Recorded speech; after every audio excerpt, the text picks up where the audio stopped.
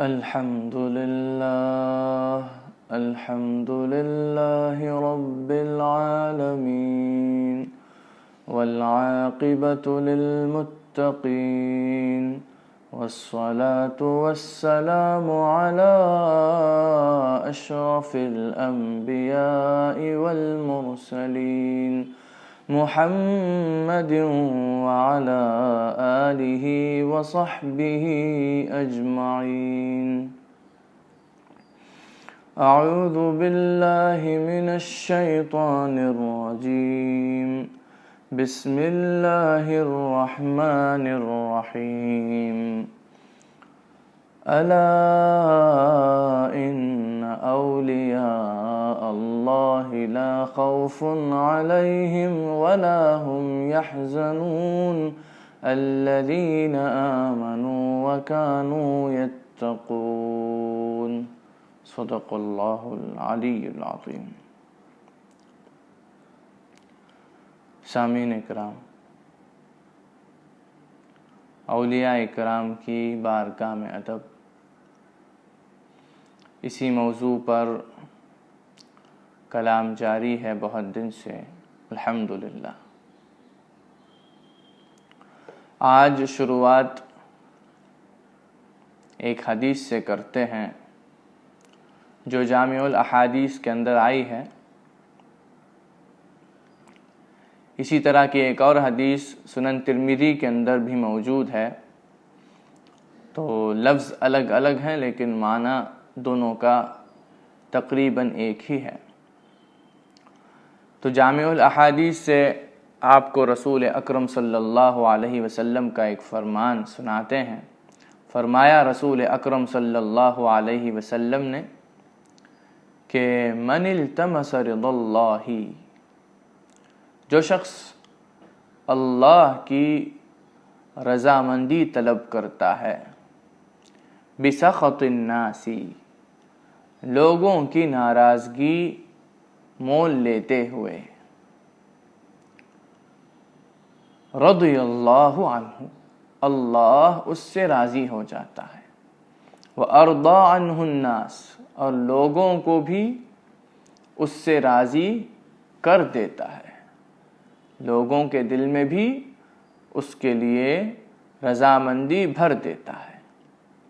تو مفہوم یہ ہے کہ جو شخص اللہ کی رضامندی طلب کرتا ہے اور اس طلب کے درمیان لوگ اس سے ناراض ہو جاتے ہیں، تو جب اللہ اس سے راضی ہو جائے گا، ایسے شخص سے خدا جب راضی ہوتا ہے اور ہوگا بھی، فرمایا رضی اللہ عنہ، اللہ اس سے راضی ہوگا، وارضى عنہ الناس، اور لوگوں کو بھی اس سے راضی کروا دے گا اللہ سبحانہ و تعالی. یعنی کہ جو لوگ اس سے ناراض تھے وہ بھی بعد میں اس سے راضی ہو جائیں گے، اس کو چاہنے لگیں گے. آگے اسی حدیث میں فرمایا رسول اکرم صلی اللہ علیہ وسلم نے کہ وَمَنِ الْتَمَسَ رِضَى النَّاسِ، اور جو شخص لوگوں کی رضامندی طلب کرتا ہے، بِسَخَطِ اللَّهِ، اللہ کو ناراض کرتے ہوئے، سَخِطَ اللَّهُ عَلَيْهِ، ایسے شخص سے اللہ ناراض ہوتا ہے، وَأَسْخَطَ عَلَيْهِ النَّاسِ، اور لوگوں کے دل میں بھی اس کے لیے ناراضگی پیدا کر دیتا ہے اللہ سبحانہ و تعالی. لوگوں کو بھی اس سے ناراض کر دیتا ہے، لوگ اس سے ناراض ہونے لگتے ہیں.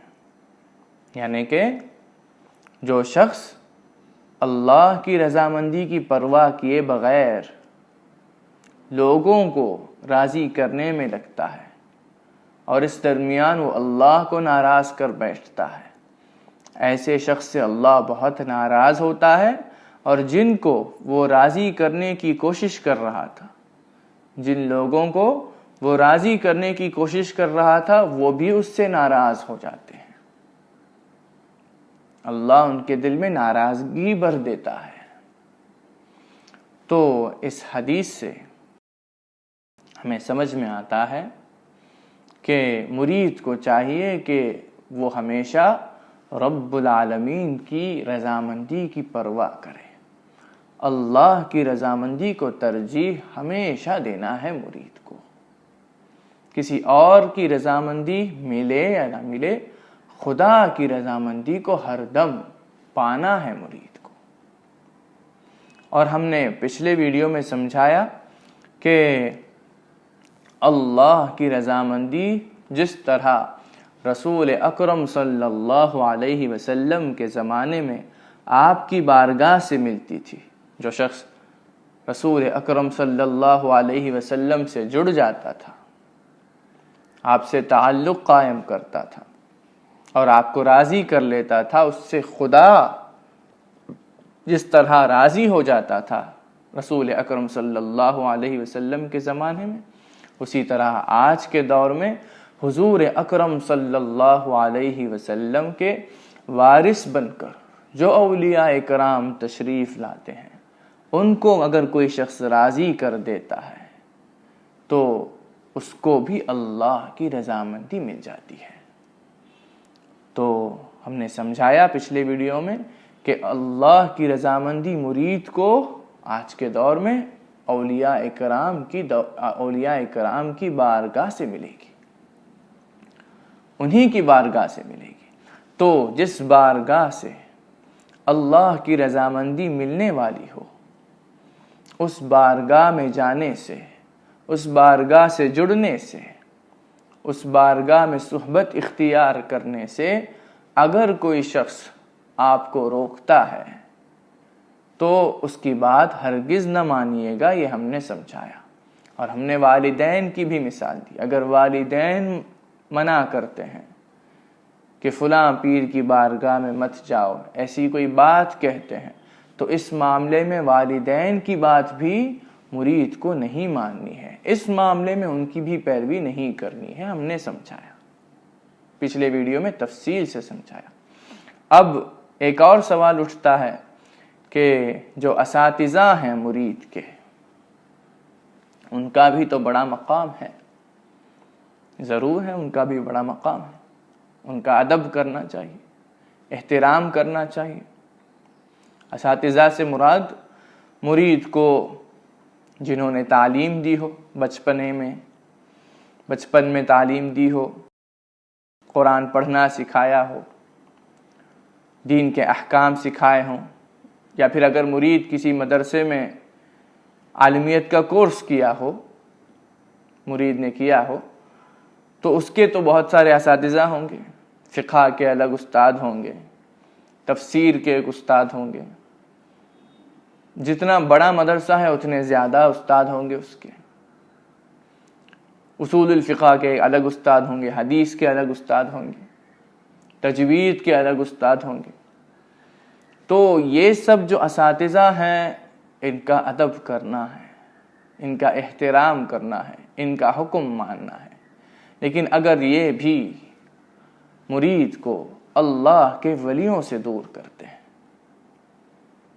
اللہ کے ولیوں سے دور کرتے ہیں، کہتے ہیں کہ فلاں پیر سے نہ جڑو، فلاں بارگاہ سے تعلق نہ رکھو، ایسی کوئی بات مرید سے کہتے ہیں، تو اس بات کو مرید ہرگز نہ مانے. باقی معاملوں میں پیروی کر سکتا ہے، اس معاملے میں کسی مخلوق کی پیروی نہیں ہو سکتی، کیونکہ اللہ کی رضامندی مقدم ہے. اللہ کی رضامندی ہی کو ترجیح دینا ہے مرید کو. تو جس بارگاہ سے اللہ کی رضامندی ملنے والی ہو، جس بارگاہ سے جڑنے سے خدا راضی ہو جاتا ہو، اس بارگاہ سے اگر کوئی روکے تو کسی کی بات اس معاملے میں نہیں ماننی ہے، ہرگز نہیں ماننی ہے. تو یہ خیال دل میں آ سکتا ہے مرید کے کہ وہ تو استاد ہیں، ہمارے مدرس ہیں، وہ بھی تو عالم دین ہیں. ایسی ساری باتیں آئیں گی مرید کے دل میں. تو مرید کو یہ سمجھنا چاہیے کہ عالم دین ہے تو ان کی فضیلت ضرور ہے، لیکن اس کا مطلب یہ نہیں کہ وہ اولیاء کرام سے بھی بڑھ گئے ہیں. اولیاء اکرام مفتی نہیں کہلاتے ہوں گے، شیخ الاسلام ان کو کوئی نہیں پکارتا ہوگا، لیکن اللہ سے تعلق ہوتا ہے ان کا، یہ ان کی سب سے بڑی فضیلت ہے۔ عقل مند کے لیے یہی کافی ہے کہ کسی شخص کا جب اللہ سے تعلق ہے تو عقل مند پہچان لیتا ہے کہ اس سے بھی افضل کوئی ہو نہیں سکتا۔ اور جو باقی علماء ہیں جو ظاہری شریعت میں ماہر ہوتے ہیں، ان کو لوگ مفتی پکارتے ہوں گے، حافظ صاحب پکارتے ہوں گے، مولانا پکارتے ہوں گے، اور بڑے بڑے لقب شیخ الاسلام تک پکارتے ہوں گے، لیکن ان کا جب خدا سے تعلق نہیں تو وہ اولیاء اکرام سے افضل کیسے ہو سکتے ہیں؟ خدا سے جن کا تعلق ہوتا ہے، خدا سے تعلق سے مراد یہ نہیں کہ نمازوں میں لگ جائیں، عبادتیں بہت کرتے ہیں، یہ اس بات کی دلیل نہیں کہ ان کا خدا سے تعلق ہے۔ کوئی شخص، کوئی عالم بہت روزے رکھتے ہوں، ہمیشہ عبادت کرتے ہوں، یہ اس بات کی دلیل نہیں کہ خدا سے ان کا تعلق ہے۔ خدا سے تعلق مطلب حقیقی تعلق، خدا ان سے کلام کرے، خدا کے طرف سے الہام ہو جائے۔ خدا یا تو وحی کے ذریعے، الہام کے ذریعے کلام کرتا ہے اپنی مخلوق سے، تو وحی تو نبیوں کے لیے خاص ہے، تو الہام کے ذریعے اگر خدا کسی بندے سے کلام کرے تبھی مانا جائے گا کہ اس کا اللہ سے تعلق ہے، ورنہ وہ شیخ الاسلام کہلا لے، وہ کچھ بھی کہلائے، اس کا اللہ سے جب تک تعلق نہیں ہے، اولیاء اکرام سے وہ افضل نہیں ہے، اولیاء اکرام کے برابر تک نہیں ہے۔ تو اولیاء اکرام کا جب خدا سے تعلق ہوتا ہے تو ان کی بارگاہ سے، ان کی بارگاہ میں جانے سے، ان سے تعلق رکھنے سے ایسے لوگ جب روکتے ہیں جن کا خدا سے کوئی تعلق نہیں، تو ایسے لوگوں کی بات آپ کیسے مان سکتے ہیں؟ الغرض اولیاء اکرام کا درجہ بہت بڑا ہوتا ہے۔ عام علماء جو ہوتے ہیں، عالم دین جو کہلاتے ہیں، ظاہری شریعت کا علم جو رکھتے ہیں، ان سے کئی گنا افضل ہے اولیاء اکرام۔ اسی لیے بحر المدید کے اندر جو مشہور تفسیر ہے، امام ابن عجیبہ نے فرمایا العلماء علی قسمین، علماء کی دو قسمیں ہیں۔ نمبر 1 علماء باحکام اللہ، اللہ کے احکام جاننے والے علماء۔ نمبر 2 وعلماء باللہ، اللہ کو جاننے والے علماء، اللہ کا علم رکھنے والے، خدا کی معرفت جن کے پاس ہو، اولیاء اکرام کہتے ہیں ان کو، عارفین کہتے ہیں ان کو۔ تو اس قول کے مطابق 2 طرح کے علماء ہوئے، ایک جو احکام جانتے ہیں، شریعت کا علم جانتے ہیں، دوسری قسم علماء کی جو اللہ کو جانتے ہیں، اللہ کو جانتے ہیں، اس سے کلام کرتے ہیں، اس سے محبت کرتے ہیں، اور خدا بھی ان سے محبت کرتا ہے، بہت محبت کرتا ہے۔ تو آگے فرمایا العلماء باللہ اخذوا علمهم من اللہ، جو اللہ کا علم رکھتے ہیں، جو معرفت رکھتے ہوں، یعنی کہ اولیاء اکرام، ان کا علم کیسا ہے؟ اخذوا علمهم من اللہ، وہ تو خدا سے ڈائریکٹ علم حاصل کرتے ہیں، خدا ان کو ڈائریکٹ علم عطا کرتا ہے، کسی کتاب سے نہیں سیکھتے، وہ ان کے پاس علم لدنی ہوتا ہے، اللہ کے طرف سے جو ڈائریکٹ علم وہبی دیا جاتا ہے، جو ڈائریکٹ علم ملتا ہے، وہ ان کے پاس ہوتا ہے۔ وہ کسی مدرسے سے نہیں سیکھتے، اللہ کی معرفت کا علم کسی مدرسے سے حاصل نہیں کیا جا سکتا، وہ اولیاء اکرام کی بارگاہ سے ملتا ہے، اور خدا ڈائریکٹ، جب کوئی شخص ان کی بارگاہ میں ہوتا ہے تو خدا ڈائریکٹ ان کو عطا کرتا ہے معرفت کا علم۔ اللہ کی معرفت خدا تو ڈائریکٹ دیتا ہے، لیکن اللہ کے ولیوں سے جڑنا ضروری ہے، اور یہ سب کے بس کی بات نہیں کہ اللہ کی معرفت حاصل کر لے. جو بھی اللہ کے ولیوں سے تعلق رکھے گا سب معرفت والے ہو جائیں گے؟ نہیں، معرفت والے تو اولیاء اکرام ہوں گے، لیکن جو تعلق رکھے گا وہی خدا کی قربت حاصل کر پائے گا. اسی کو معرفت ملے گی اگر ادب سے رہے گا، جس طرح اس بارگاہ میں رہنا ہے اس طرح رہے گا، پرہیزگاری اختیار کرے گا، ان کو راضی کرے گا، تب عطا ہوگی اللہ کے طرف سے. الغرض جو علماء باللہ ہوتے ہیں، معرفت والے جو ہوتے ہیں، یعنی کہ اولیاء اکرام، وہ علم ڈائریکٹ خدا کے طرف سے حاصل کرتے ہیں. خدا عطا کرتا ہے علم لدنی.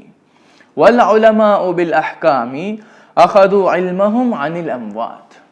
اور جو احکام کے علماء ہیں، جن کے پاس دین کے احکام کا علم ہو، وہ اخذوا علمهم عن الاموات، وہ تو میتوں سے علم حاصل کرتے ہیں، یعنی کہ جو وفات کر چکے ہیں انہی کی کتاب سے تو پڑھتے ہیں. آج مدارس میں، مدرسوں میں جو کتابیں پڑھائی جاتی ہیں ان کو لکھنے والے تو انتقال کر چکے ہیں، بڑی فضیلت والے ہیں لکھنے والے، پھر بھی انتقال کر چکے ہیں.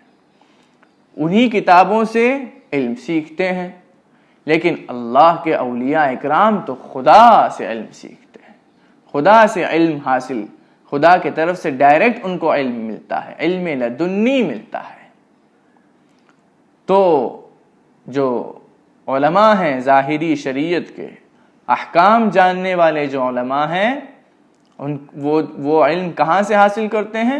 اموات سے، یعنی کہ جو لوگ انتقال کر چکے ہیں ان کی کتابوں سے. لیکن اولیاء اکرام تو خدا کے طرف سے ڈائریکٹ علم حاصل کرتے ہیں. تو شیخ ابو یزید البسطامی رحمۃ اللہ علیہ نے فرمایا کہ علماء ظاہر الشریعہ کے علماء کے بارے میں فرمایا، جو ظاہری شریعت کا علم رکھتے ہیں ان کے بارے میں فرمایا کہ مساکین، یہ تو مسکین لوگ ہیں. اخذوا علمهم میت عن میت، ایک میت نے دوسرے میت سے علم سیکھا، ایسے سمجھائے. یعنی کہ جو بھی سیکھتے ہیں اموات کی کتابوں میں سے، جن کی بھی کتاب پڑھتے ہیں، اکثر وہ انتقال کر چکے ہوتے ہیں. تو ایسے لوگوں سے ہی یہ علم سیکھتے ہیں جو وفات کر چکے ہیں. لیکن ہم وَأَخَذْنَا عِلْمَنَا عَنِ الْحَيِّ الَّذِي لَا يَمُوتُ، لیکن ہم تو علم اس رب العالمین سے، اس حی القیوم سے سیکھتے ہیں جس پر کبھی موت آ ہی نہیں سکتی. عن الحی الذی لا یموت، اس حی القیوم سے ہم علم سیکھتے ہیں، ہم علم حاصل کرتے ہیں جس کو کبھی موت آ ہی نہیں سکتی. الذی لا یموت، سیدنا ابو یزید البسطامی رحمۃ اللہ علیہ نے فرمایا.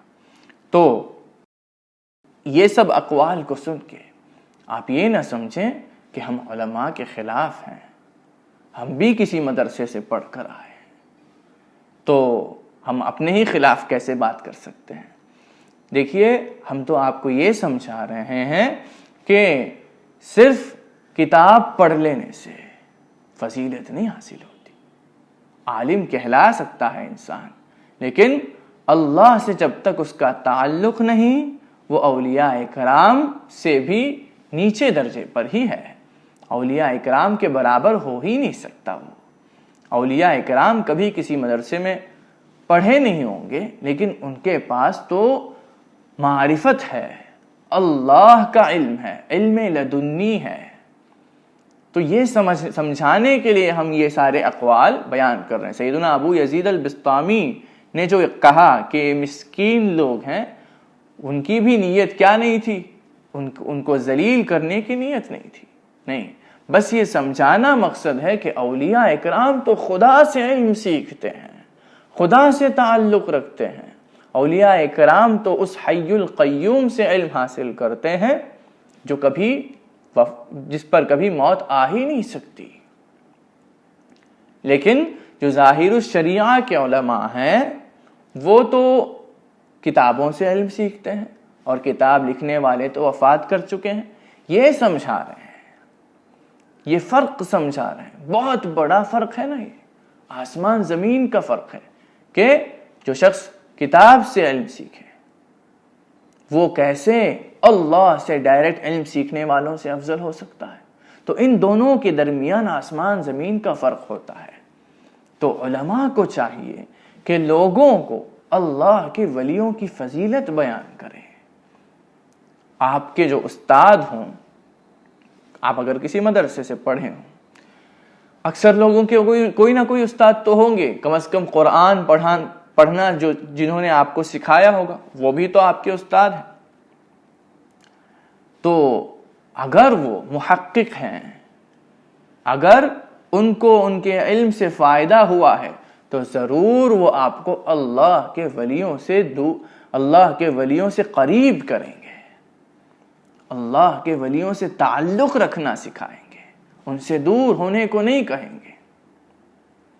اللہ کے ولیوں سے تعلق رکھنا ہی سکھائیں گے علماء, جو حقیقت میں یا پھر جن کے پاس ایسا علم ہو جس سے ان کو نفع حاصل ہوا ہو, جس سے ان کو فائدہ ملا ہو. ان کے علم سے اگر ان کو کوئی فائدہ نہیں ملا ہو تو اس کی دلیل یہ ہے کہ وہ لوگوں کو اولیاء اکرام سے دور کرتے پھریں گے. اس کو سمجھیے گا. اب آگے پیران پیر شیخ عبد القادر جیلانی قدس اللہ سرہ العزیز کا ایک مشہور واقعہ سن لیجیے گا. الفتاوی الحدیثیہ جو مشہور کتاب ہے امام ابن حجر الہیثمی کی, اس کتاب کے اندر آپ نے فرمایا کہ جاء مسندن من 3 طرق, 3 طرق میں یا پھر 3 الگ الگ سندوں کے ساتھ یہ واقعہ روایت کیا جاتا ہے کہ ان الشیخ عبد القادر رضی اللہ عنہ زار ومعه ناس كثيرون قبر الشیخ حماد الدباس رحمت اللہ علیہ. پیران پیر شیخ عبد القادر جیلانی قدس اللہ سرہ العزیز نے ایک مرتبہ مریدوں کے ساتھ زیارت کی. کس کی؟ سیدنا حماد الدباس کی, جو کہ وفات کر چکے تھے, یعنی کہ قبر کی زیارت کی. اب اکثر لوگ یہ سمجھتے ہیں کہ سیدنا حماد الدباس جو تھے وہ پیران پیر کے پیر تھے, شیخ تھے. یہ غلطی ہے. پیران پیر کے مدرس تھے آپ. شیخ عبد القادر جیلانی قدس اللہ سرہ العزیز نے بچپن میں آپ سے علم حاصل کیا تھا, آپ کے مدرسے میں تعلیم حاصل کی تھی. اب یہاں پہ ایک ڈاؤٹ پیدا ہو سکتا ہے کہ ہم نے تو بتایا کہ اولیاء اکرام تو ڈائریکٹ خدا سے علم حاصل کرتے ہیں. وہ جو ہم نے بتایا وہ معرفت کا علم ہے, اور باقی جو علوم ہیں ظاہری شریعت کے وغیرہ وہ بھی اللہ ان کو ڈائریکٹ عطا کرتا ہے اولیاء اکرام کو. لیکن بعض اولیاء اکرام اس کے باوجود ظاہری طور پہ بھی علم سیکھنے کے لیے جاتے ہیں کسی حکمت کی وجہ سے, تاکہ لوگ مستقبل میں یہ نہ کہہ دیں کہ انہوں نے تو کسی مدرسے میں تعلیم بھی حاصل نہیں کی, انہوں نے تو قرآن پڑھنا بھی نہیں سیکھا کسی سے, تو ان کی بات کیسے مانتے ہو. کوئی یہ نہ کہہ دے. اس لیے اس حکمت کی وجہ سے یا پھر کوئی اور وجہ ہوگی, اسی لیے وہ کسی سے جا کر علم وغیرہ سیکھتے ہیں. ہم بڑے بڑے اولیاء اکرام کی بات کر رہے ہیں, شیخ عبد القادر جیلانی, خواجہ معین الدین چشتی, سیدنا احمد الکبیر الرفاعی قدس اللہ اسرارہم, ایسے بڑے بڑے اولیاء اکرام کی بات کر رہے ہیں. جو ولایت الصغریٰ والے ہوتے ہیں ان کے بارے میں نہیں بات کر رہے. بڑے بڑے اولیاء اکرام جن کو خدا کے طرف سے ڈائریکٹ علم حاصل ہوتا ہے, جو قدم الرسول پر ہوتے ہیں, جو خضر علیہ السلام کے راستے پر ہوتے ہیں, ایسے اولیاء اکرام کو کسی مدرس کی ضرورت ہرگز نہیں ہوتی ہے, ہرگز نہیں ہوتی بلا شبہ. لیکن ایسے اولیاء اکرام کو آپ دیکھیں گے کہ وہ مدرسوں میں جاتے ہوں, کسی مدرس سے علم حاصل کرتے ہوں، یہ سب ظاہری طور پہ کسی رواج کو ادا کرنے کے لیے اولیاء اکرام کرتے ہیں، تاکہ جیسے ہم نے بتایا مستقبل میں کوئی یہ نہ کہہ دے کہ انہوں نے تو علم سیکھا ہی نہیں، یہ تو ظاہری شریعت کے احکام بھی نہیں جانتے، انہوں نے تو سیکھا ہی نہیں، ان کی بات کیسے مانی جا سکتی ہے، یہ کیسے خدا کا علم رکھ سکتے ہیں، ان کے پاس کیسے معرفت ہو سکتی ہے، ایسے کوئی نہ کہہ دے۔ اس لیے ایسے بڑے بڑے اولیاء اکرام مدرس کے پاس جاتے ہیں، ان سے علم حاصل کرتے ہیں، یہ بات سمجھنا ضروری ہے۔ تو سیدنا حماد الدباس بھی اسی طرح کے ایک مدرس تھے، بہت بڑے عالم تھے، قاضی بھی تھے، لیکن پیران پیر کے پیر نہیں تھے، پیران پیر کے بھی شیخ نہیں تھے۔ تو پھر کیا ہوا؟ فَأَطَالَ الْوُقُوفِ، تو جب قبر کی زیارت کی تو قبر کے پاس بہت دیر تک کھڑے رہے۔ ثُمَّ انصَرَفَ مَسْرُورًا، پھر خوشی خوشی وہاں سے لوٹنے لگے پیران پیر۔ فَسُئِلَ فَأَخْبَرَ أَنَّهُ مَرَّ مَعَ الشَّيْخِ حَمَّادَ وَأَصْحَابِهِ على قنطرة ببغداد لصلاة الجمعة فدفعه في النهر امتحانا له بشدة البرد فلم يتأثر۔ تو مریدوں نے سوال کیا کہ حضور آپ اس طرح کسی کی قبر پر اتنی دیر تک تو نہیں کھڑے ہوتے، آج ماجرا کیا ہے؟ آپ شیخ حماد کی قبر کے پاس اتنی دیر تک کیوں کھڑے رہے؟ جب یہ سوال کیا مریدوں نے تو پیران پیر نے فرمایا کہ ایک مرتبہ میں شیخ حماد کے ساتھ ایک پل پر سے گزر رہا تھا، ہم سب نماز جمعہ کے لیے جا رہے تھے، تو شیخ حماد نے میرا امتحان لیتے ہوئے مجھے ایک ندی میں ڈھکیل دیا اور میں گر گیا، سخت ٹھنڈ تھی لیکن مجھ پر کوئی اثر نہیں ہوا۔ فرمایا فلم یتاثر، پھر فرمایا وَأَنَّهُ رَأَى الشَّيْخ حَمَّادًا فِي قَبْرِهِ عَلَى أَحْسَنِ هَيْئَةٍ إِلَّا أَنَّ يَدَهُ الْيُمْنَى لَا تُطِعُهُ، پھر فرمایا کہ میں نے آج جب زیارت کی شیخ حماد کی تو ان کو بہترین حال میں پایا، ان کی حالت اچھی حالت ہے، لیکن ان کا ہاتھ جو ہے وہ ان کی اطاعت نہیں کر رہا ہے، جیسے کہ اس میں کوئی تکلیف ہے۔ پھر فرمایا فَقُلْتُ لَهُ مَا هَذَا، تو میں نے ان سے پوچھا ماجرا کیا ہے، آپ کے ہاتھ کو کیا ہو گیا؟ قَالَ هَذِهِ الْيَدُ الَّتِي رَمَيْتُكَ بِهَا، یہ وہی ہاتھ ہے جس کے ذریعے میں نے آپ کو ڈھکیل دیا تھا، آپ کو دھکا دیا تھا، آپ کو پانی میں گرا دیا تھا۔ فَهَلْ أَنْتَ غَافِرٌ لِي ذَلِكَ، تو کیا آپ مجھے معاف کریں گے؟ فَقُلْتُ نَعَمْ، تو میں نے کہا جی ضرور۔ قَالَ فَاسْأَلِ اللَّهَ تَعَالَىٰ أَن يَرُدَّهَا عَلَيَّ، تو آپ اللہ کی بارگاہ میں دعا کیجئے گا کہ اللہ میرے ہاتھ کو صحیح کر دے واپس۔ فَوَقَفْتُ أَسْأَلُ اللَّهَ تَعَالَىٰ فِي ذَلِكَ وَقَامَ مَعِي 5,000 وَلِي فِي قُبُورِهِمْ يَسْأَلُونَ اللَّهَ تَعَالَىٰ أَن يَقْبَلَ مَسْأَلَتِي، تو میں نے اللہ سے دعا کی اور میرے ساتھ 5,000 اولیاء کرام نے بھی دعا کی، ان کے قبروں میں سے 5,000 اولیاء کرام بھی ان کے قبروں میں سے دعا کرنے لگے کہ اللہ میری دعا کو قبول کرے۔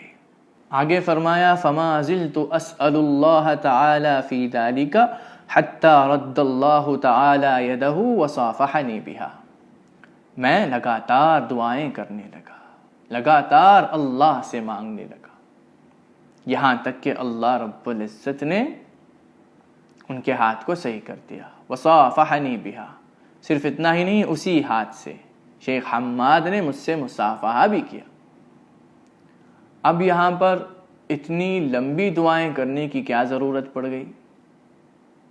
5,000 اولیاء اکرام مل کر شفاعت کر رہے ہیں، کیوں؟ کیونکہ یہاں پر اللہ کے ولی کو تکلیف پہنچی ہے، ولی اللہ کو دھکا دیا گیا، تو اللہ اتنی آسانی سے راضی نہیں ہوگا۔ اللہ کو راضی کرنے کے لیے پیران پیر نے اور 5000 اولیاء کرام نے لمبی دعائیں کی۔ بہرحال آگے یہ ہوا کہ یہ جو واقعہ ہے یہ مشہور ہو گیا، لوگوں کے بیچ چرچا ہونے لگی کہ شیخ حماد تو بہت بڑے عالم تھے، ان کا یہ حال ہوا، پیران پیر نے شفاعت کی، پھر ان کا حال صحیح ہوا۔ یہ سب جب چرچا ہونے لگی تو اجتماع المشائخ، جو اس دور میں علماء تھے وہ جمع ہوئے، وطلبوا برہانا علی هذه القصہ، اور اس واقعے کی دلیل طلب کرنے لگے، کیا ثبوت ہے اس بات کا، یہ پوچھنے لگے۔ فقال لهم، تو پیران پیر نے ان سے کہا، اختاروا لکم رجلین، 2 آدمیوں کو سلیکٹ کرو، تم اختیار کرو، نبین لکم ذالک علی لسانہما، ہم ان کی زبان سے کہلوائیں گے کہ واقعہ صحیح ہے کہ نہیں۔ تو فاختاروا شخصین غائبین، تو وہ جو علماء تھے انہوں نے 2 ایسے لوگوں کو سلیکٹ کیا جو وہاں پر نہیں تھے، کہیں اور تھے۔ وقالوا نمہلک، اور پھر یہ کہا کہ چلو تمہیں مہلت دیتے ہیں، پیران پیر کو مہلت دے رہے ہیں، ٹائم لے لو اور ثابت کرو یہ واقعہ سچ ہے۔ فقال لا تقوموا حتى تسمعوا منهما، نہیں مہلت نہیں چاہیے، بیٹھے رہو جب تک کہ وہ خدا کا نہیں کہہ دیتے، ان سے تم نہیں سن لیتے یہ بات۔ فلم يلبثوا حتى جاء احدهما فقال اشهدني الله الساعة الشيخ حماد، یہ بات چل ہی رہی تھی کہ ان میں سے ایک شخص، جو 2 لوگ، جن 2 لوگوں کو ان علماء نے سلیکٹ کیا تھا، ان میں سے ایک آیا اور آ کے یہ کہنے لگا، اشہدنی اللہ الساعۃ الشیخ حماد، ابھی اللہ نے مجھے شیخ حماد کا دیدار کروایا۔ وقال لی، تو شیخ حماد نے مجھ سے کہا کہ یا یوسف، اس کا نام یوسف تھا، اے یوسف، اسرع الی مدرسۃ الشیخ عبد القادر جیلانی قدس اللہ سرہ العزیز، جلدی جاؤ شیخ عبد القادر کے مدرسے میں، جلدی جاؤ۔ وقل للمشائخ الذین فیہا صدق الشیخ عبد القادر فیما اخبر به، اور وہاں پر جو مشائخ ہیں، جو علماء ہیں، ان سے جا کر کہہ دینا کہ پیران پیر شیخ عبد القادر جیلانی قدس اللہ سرہ العزیز نے جو کہا ہے وہ سچ کہا ہے۔ اللہ اکبر۔ فلم یتم کلامہ حتی جاء الآخر، تو یہ جو یوسف تھا جس نے بیان کیا آ کر، اس کا کلام ختم نہیں ہوا تھا، اس کی بات پوری نہیں ہوئی تھی کہ دوسرا شخص آیا اور آ کے کہنے لگا، وَأَخْبَرَ بِمِثْلِ مَا أَخْبَرَ، جو اس شخص نے کہا وہی کہا کہ ابھی اللہ رب العزت نے شیخ حماد کا دیدار مجھے کروایا، اور شیخ حماد نے کہا کہ جلدی جاؤ، فوراً جاؤ شیخ عبد القادر جیلانی کے مدرسے کی طرف جاؤ، اور وہاں پر جو علماء ہیں ان سے کہہ دینا کہ پیران پیر نے جو کہا وہ سچ کہا ہے، میرے بارے میں جو کہا وہ سچ کہا ہے۔ تو فقاموا، تو جو علماء تھے وہ کھڑے ہو گئے، واستغفروا، استغفار کیا کہ اتنی بڑی بارگاہ میں بیعت بھی ہو گئی۔ اللہ کے ولیوں سے اس طرح دلیل نہیں طلب کی جاتی، اللہ کے ولی اگر کہتے ہیں تو ماننا ضروری ہے، ماننا ضروری ہے۔ تو اس واقعے سے کیا پتہ چلتا ہے کہ جو ظاہری شریعت کے علماء ہیں ان کی تو فضیلت ہے، لیکن وہ اولیاء اکرام سے اونچے درجے پر نہیں ہے۔ اولیاء اکرام کا درجہ بہت بلند ہوتا ہے، اولیاء اکرام اللہ کے خاص اور محبوب بندے ہوتے ہیں، یہ سمجھنا ضروری ہے۔ اور اس واقعے سے یہ بھی پتہ چلتا ہے کہ اولیاء اکرام قبر میں جو لوگ ہوتے ہیں ان کی حالت کو جاننے پر قادر ہیں اللہ کی قدرت سے، اور اولیاء اکرام اگر وفات ہو جائیں تو اس کے بعد بھی ان کے تصرفات جاری رہتے ہیں، ان کی کرامتیں باقی رہتی ہیں۔ اس واقعے میں آیا ہے کہ 5,000 اولیاء کرام جو ان کی قبروں میں تھے انہوں نے بھی شفاعت کی.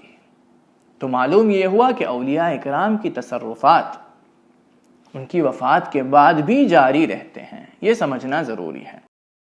الجواہر والدرر نام کی ایک کتاب ہے جس کے اندر امام شعرانی فرماتے ہیں کہ میں نے سیدنا علی الخواص جو میرے پیر و مرشد ہیں ان سے یہ سوال کیا کہ کیا وجہ ہے کہ سیدنا احمد البدوی اور سیدنا ابراہیم الدسوقی قدس اللہ سرہ العزیز اور جو دیگر اولیاء اکرام ہیں ان کی بارگاہ میں یا پھر ان کی مزار شریف پر اگر ان کے مریدین جاتے ہیں اور ان کو پکارتے ہیں تو وہ اولیاء اکرام جواب دیتے ہیں. لیکن جو مدرسوں سے فارغ ہوتے ہیں جو طلبہ، اگر ان کے جو اساتذہ ہیں وہ وفات کر چکے ہوں اور یہ طلبہ ان کی قبروں پر جائیں اور ان کو پکاریں تو جواب کیوں نہیں آتا؟ یہ جب سوال کیا سیدنا علی الخواص رحمۃ اللہ علیہ سے امام شعرانی نے، تو سیدنا علی الخواص نے جواب دیا کہ السبب فی ذالک، وجہ یہ ہے کہ صحت الاعتقاد والرابطہ بین مشائخ الطریق و مریدیہم. مشائخ الطریق یعنی کہ اولیاء کرام اور ان کے مریدوں کے بیچ جو رابطہ ہوتا ہے، جو تعلق ہوتا ہے وہ صحیح ہوتا ہے، وہ مضبوط ہوتا ہے. اور مریدوں کا جو عقیدہ ہوتا ہے، جو اعتقاد ہوتا ہے وہ بھی مضبوط ہوتا ہے. بخلاف طلبۃ العلم مع اشیاخہم. لیکن جو مدرسے سے فارغ ہو کر آتے ہیں طلبہ، وہ ان کے استادوں کے بارے میں ایسا عقیدہ نہیں رکھتے. ان کے اور ان کے استادوں کے بیچ اتنا گہرا تعلق نہیں ہوتا. فلما كان المريد يعتقد في شيخه انه حي في قبره يسمع نداءه واجابه. جب مرید یہ اعتقاد رکھتا ہے، یہ عقیدہ رکھتا ہے کہ اس کے جو پیر ہیں ولی اللہ ہیں، اس کے جو پیر ہیں وہ قبر میں بھی باحیات ہیں، اس کی پکار سننے پر اللہ کی قدرت سے قادر ہیں، یہ سب جب مرید اعتقاد رکھتے ہوئے پکارتا ہے اس کے پیر کو، ولی اللہ کو، تو اس کے پیر سنتے ہیں اور جواب بھی دیتے ہیں. وَلَمَّا كَانَ الْفَقِيهُ لَا يَصِلُ إِلَى هَذِهِ الدَّرَجَةِ لَمْ يُجِيبُهُ شَيْخُهُ. لیکن جو فقیہ ہوتا ہے، جو صرف عالم دین ہوتا ہے، ظاہری شریعت کا علم سیکھتا ہے، وہ اگر اس کے استادوں کو پکارتا ہے تو اس اعتقاد کے ساتھ نہیں پکارتا.